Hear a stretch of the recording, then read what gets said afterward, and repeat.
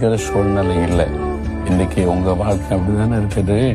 உங்களுக்கு அப்படி ஒரு பிரச்சனை இருக்குல்ல, சொந்த பலத்தினால முடியாது, பிரச்சனை பெருசா இருக்குது, தேவை பெருசா இருக்கு, போராட்டம் பெருசா இருக்கு, எப்படி அப்படின்ற கலக்கம். அப்ப இந்த ஆசை என்ன பண்ணாரு, கர்த்தரை நோக்கி கூப்பிட்டார். பாத்தீங்களா, ஒரு ஆபத்தான சூழ்நிலை வந்த போது கர்த்தரை நோக்கி கூப்பிட்டு ஒரு அழகான ஜெபம் செய்யறார் பாருங்களேன். என்ன ஜெபிக்கிறார்? 2 நாளாகமம் 14 11 கர்த்தாவே, பலம் உள்ளவனுக்காகிலும் பலனற்றவனுக்காகிலும் உதவி செய்கிறது உமக்கு லேசான காரியம். கர்த்தாவே, எங்களுக்கு துணை நில்லும் அப்படின்னு ஒரு ஜெபம் பண்றார். பலம் உள்ளவனுக்காகிலும் பலனற்றவனுக்காகிலும் உதவி செய்வது உமக்கு லேசான காரியம்.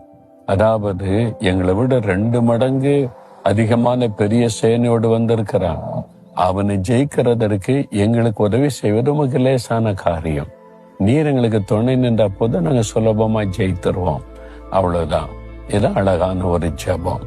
அப்போ நாங்க வசதி இல்லாதவங்க, எங்களுக்கெல்லாம் யாரையுமே தெரியுமா,